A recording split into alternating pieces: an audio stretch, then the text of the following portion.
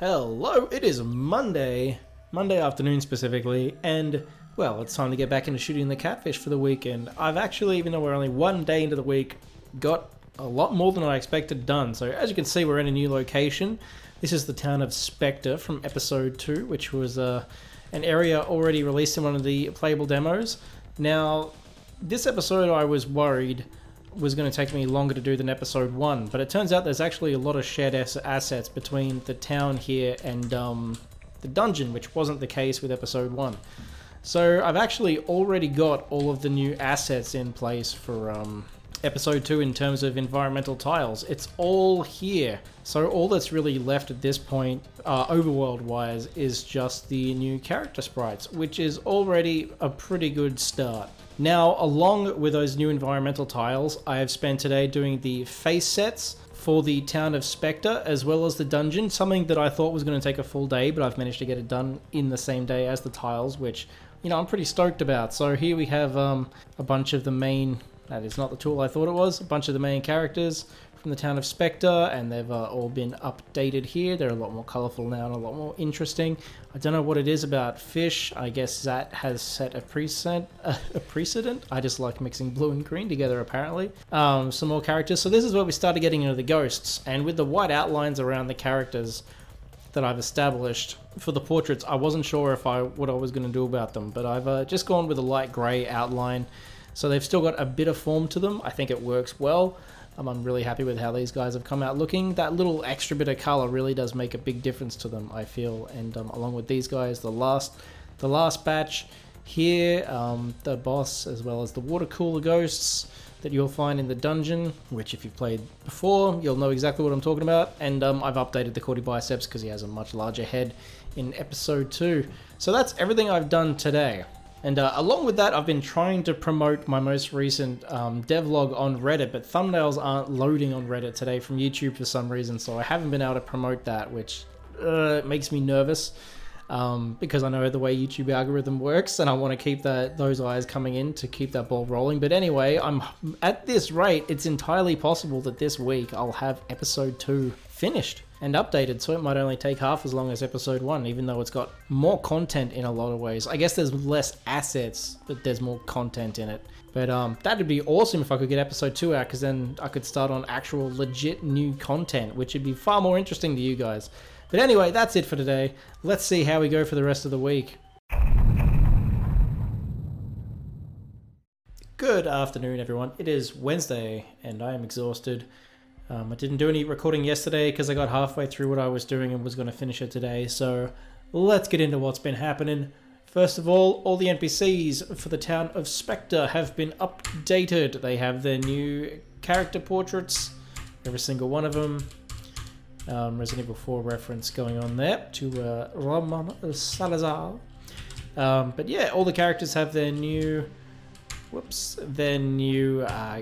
NPC sprites, which is pretty cool. That took quite a bit of doing because this town has, I think, 8 individual NPCs, and along with those 8 NPCs, you know, some of them have like full multiple sides, like this guy, who I regret clicking on because he has a lot to say, because a side quest comes from this fella. So I'm just gonna hammer through that. I haven't fixed the text yet. That's something I'll be doing tomorrow. Still using the old text layouts. But if we come over here, there is yet more to see. We got the witchy lady, the bitchin' witch. What was her name? Witchy witch. And we got the Zat's cousin here. Very similar looking characters for a reason. For those who don't know, the Zat here, the catfish, is based off the character Zat from the film Zat, and that other character is a character called Catfish, who is designed after the actual Zat from the film instead of an actual catfish. It's very complicated, but here we got this lady here as well, and the last person down here, he's just a shitty person, and he's just a pile of shit. Literally. And of course, if I leave, after I get through all this text, we have our little friend Bone Lord Nito here. So, yeah. which is pretty cool. So that's all the NPCs, and then we also have We also have, I just realized I need to fix the shadow on that sign because it's green. All of the new ghost sprites in here, which look a lot more detailed than the old ones. And they also all have new... I'm just going to keep smashing that A button. Keep smashing it. Oh my god, so much. This is a very wordy episode, so apologies to people who don't like words. There's a lot of jokes in this episode. Yeah, so we also have all new battlers for every single ghost in the house, in the episode. So everything has been fully updated, all art-wise. Episode 2 is basically completely up to date. I really like how my dolphin poster came out here. So yeah, all that's left to do this week then is to rearrange the text in the dialogue and a couple of other small tweaks, which I'm going to start doing tomorrow. Good morning, it is Thursday and I'm doing something a little bit different today. I'm going to be doing some work on the road. This is my secondary computer, obviously, for what I want to do some developing away from home. So I'm going to be working on all of the dialogue boxes today and making sure that they all fit the new text layouts that I'll be using. And I'll be doing that from my grandparents' beach house. So yeah, I figured I'd take on a little adventure to the beach. So let's go.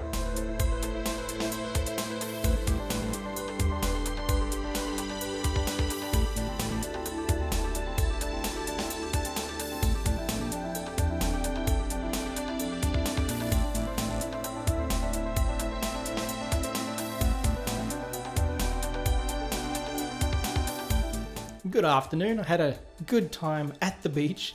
Hope you don't mind that footage spliced in there, but sometimes I like to go out and show things a little bit differently. But anyway, today I was just focusing on getting the text layouts changed, and I have gone through the entire game, or the entire episode, and have done that. So basically, episode 2, or what was originally episode 2, is now back up to speed. It's been fully remastered, and I am almost ready to move into new content. In fact, next week will be the first episode that actually focuses on actual game design, because I'll be creating new content instead of modifying old content. But before I get into that, I still have a couple of things left to do. One of them is I need to update this hot dog, the hot dog. It's my boat sprite. I didn't take into account, as you can see, it is very, very red water. I didn't take into account the desaturation effect that I was using on the backgrounds, on the environments when I did its sprite. So I've got to fix that tomorrow. And there's one other thing I believe I have to fix. Actually, no. Now that I can remove this from here, all I have left is the hot dog for tomorrow. And tomorrow's my Patreon update day, so that'll take up a bit of time in the morning, but I will get that hot dog redone. I'll be saving the flashback until all the episodes are completed, because the flashback sequences will be sharing assets across all of them, so I want to do all those at the same time. But episode 2 here, tomorrow, will be outside of the flashback, completely done. So now I'm going to go and have myself a tasty burger with my family. Good afternoon, everybody. It is Friday, just after lunch, but not too late in the afternoon, and I've been working on getting the vehicles in episode 2 cleaned up, and I've been running into some issues. Actually, the boat I just moved there, don't worry about that. So it's all well and good, get into the boat, that's fine. Start moving, disappears. Very weird bug. I couldn't work out what was going on. There's also, I've added a secret location up here, but it's a secret. Don't worry about what's inside. But anyway, yeah, so my ship's disappearing, and I'm like, okay, that's a weird bug that wasn't there before. What have I changed? Likewise, as you can see here on the map down here, there is a ship, and well, it's a cow's udder is what's supposed to be rendering. But if I boot the game up and get into it, it's a hot dog. So I've been trying to work out what's changed, because last time I tested the game, the vehicles were working fine, and I couldn't remember when that was. But then I remembered I added the script, which allowed the characters to have different animations for running and idling and that sort of thing. So I believe it's got something to do with Gal's character animation scripts, which I'm using. And it doesn't mention vehicles in here at all, but I've got a sneaking suspicion that if I get the actual vehicle sprite sheets, which currently look like this, and I set them out so that they just have one vehicle each and with the 3 different stages, I have a feeling that will fix the problem. So I'm going to rework these sprite sheets now, and we'll see if that fixes it. Okay, I have the updated sprite sheets in Engine. Let's see if that fixes my little weird problem. Right, so even though I'm not using the initial vehicle sprite sheet, I still require that for it to run. That's good to know. All right, the cow's udder is back, and it's back to animating correctly. So that's 1 down. Now let's find out if the boat's working again. All right, moment of truth. Here, of course, we have a Neon Genesis reference. The get in the goddamn hot dog shooty parallels the get in the goddamn robot Shinji. I thought I was being pretty clever with that, and I was pointed out. Also, and this was a request from Carbon Water, I've increased the font size by 2 points, so it fits in with that space a little bit better, and the hot dog is now fixed. So yeah, the vehicles are working again, which is pretty damn fantastic. So I'm going to call it a day, and I'm going to call it a week. So I hope you join me next week, because that's where the real exciting stuff starts, because I'm moving on to new episodes, which means I'll no longer be redoing artwork. I'm going to be focusing on actual game design choices. So next week I'm going to be working on the narrative for the 3rd episode, as well as the town layout and the actual structure of the episode. So it should be a pretty interesting week, and I hope you join me for it, and I can't wait to see you then. And as always, I would like to thank my patrons, my $5 patrons, Cortop Dev and Lone Wolf 123.